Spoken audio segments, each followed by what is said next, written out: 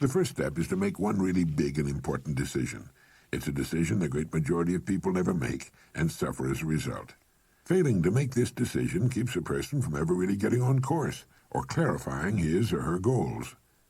If you make the decision I'm now going to recommend, you can take a deep breath, give a comfortable sigh of relief, fix your eyes firmly upon your target, and go to work relaxed, comfortable, and sure in the knowledge that the success you seek will be yours. The great steel magnate Andrew Carnegie, when asked the formula for success, answered, "Put all your eggs in one basket, and then watch that basket." Let's be frankly realistic. Who gets laid off work during an economic slump? Well, what gets thrown over the side when a ship is in danger of going down? Everything not absolutely essential to the operation of the vessel and the safety of its passengers. And it's the same with a business or any other organization. It has to be that way. With a corporation, its main purpose is to remain in business forever. As long as it remains in business, it can provide a needed product or service, protect the investment of those who have faith in it, and provide jobs for those who are essential to its continuity of operation. It's the duty of management to protect the firm and the people who depend upon it, just as it's the captain's duty to do everything in his power to keep his ship sailing. All a person needs to do is make certain that he or she is a vital part of the business or organization. Those who insist on remaining spare gear, those who do no more than they must in order to squeak by, those who say, "I'm not going to do any more than I'm paid to do," must expect to be jettisoned when things get too rough for safety. Nobody, particularly the captain, likes to see cargo thrown over the side, but if it'll help save the ship, there's nothing else to do.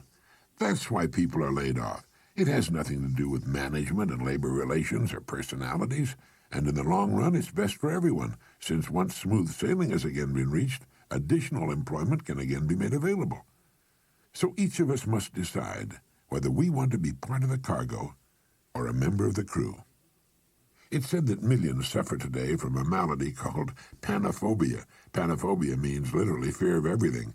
It's an uneasy feeling, a feeling of insecurity that generally manifests itself as a sort of lump of fear that settles right behind the belt buckle, especially on Sunday evenings and on Monday mornings. There's nothing you can put your finger on. It's just an apprehension, a feeling of foreboding. And this extremely unpleasant condition is said to result from the unspoken but realized fact that we're getting credit for more than we're actually doing, or that we're doing less than we could be doing. It's the perfectly natural and normal understanding deep within each of us that there's something basically wrong about getting praise that's not earned, or if you're an employee, being paid for something you're not doing as well as you possibly can. If we have panophobia, running doesn't do any good. We find it follows us on vacation and around the house and yard on weekends. It's inside us, and no matter how fast the jet we board or how exciting the television program we're watching, soon we're aware of it again. Now there's a simple cure for this malady. It's to throw ourselves not out of a window, but into activity, into our work. It's the decision to be worth more than we're being paid. Only in this way can we grow. It's overbalancing the scales in the service we give, knowing that our rewards must follow as a natural result. Anyone who will be honest with himself or herself realizes that he or she has been happiest and most satisfied after having successfully completed a difficult job. A leader is a person who can help and lead others. It's the conscientious mother who wants her children to grow up knowing the rules for success and happiness. It's the father who shows by example that any job worth doing is worth doing well. It's the student who studies to learn, not just to get a grade, who has a mind of his or her own and sets the pace for his or her fellow students. It's the farmer whose farm sets an example in his area, and the small businessman or woman whose business continues to grow and prosper with the passing years. It's the employee who has the good sense to realize that one gets most out of any job by giving loyalty and dedication to the firm that pays his or her wages. A leader is any person who realizes the importance of becoming a bigger and better person with the passing of every day, week, and month. A leader takes the responsibility of his or her own growth, a planner, a thinker, a doer. Each of us can become such a leader in our own area of activity. It's not difficult. And in the long run, it's easier for us and on us than what at first may appear to be the easier of two courses. Simply fix your eye upon your goal, visualize it with every ounce of your being, enjoy the prospect of it, and courageously set out toward it. Maintain a cheerful, helpful attitude toward everyone. Why shouldn't you be cheerful, since you know you'll achieve everything you've set your heart upon? Become a kind of sponge for information which will help you on your way. You don't have to waste years making the mistakes others have made before. You'll be surprised at how quickly you'll reach your goal, but don't be impatient. Know and have faith that what should come to you will come to you in the right time. Everything in the world works on the side of the person who works with nature's laws. And above all, if you should forget everything else, remember that everything about you, everything you will ever have, know, experience in any way, operates as a result of law that is true and unchanging, the law of the stars and of the balance of the world. As Emerson wrote, "Let him learn a prudence of a higher strain. Let him learn that everything in nature, even dust and feathers, go by law and not by luck, and that what he sows, he reaps." Look about you. Take stock of your present situation, because it's nothing more nor less than the result of your past sowing. Are you happy with it? Is it what you want? Then you know what you must sow, today and tomorrow and the next day.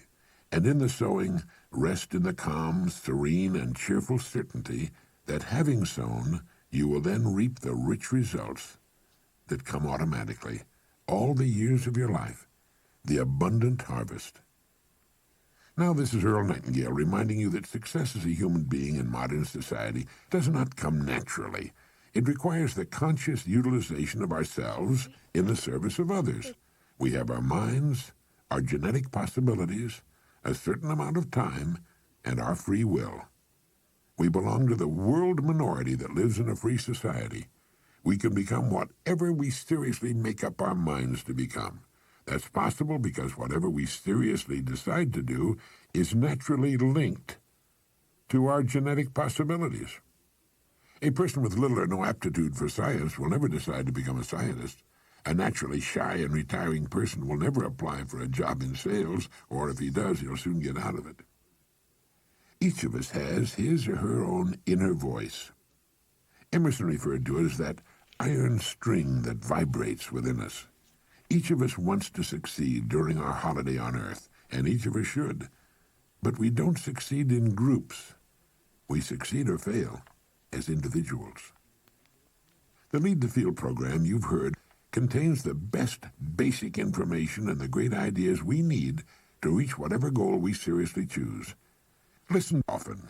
You'll be astonished to discover how much you missed with your first and second listening.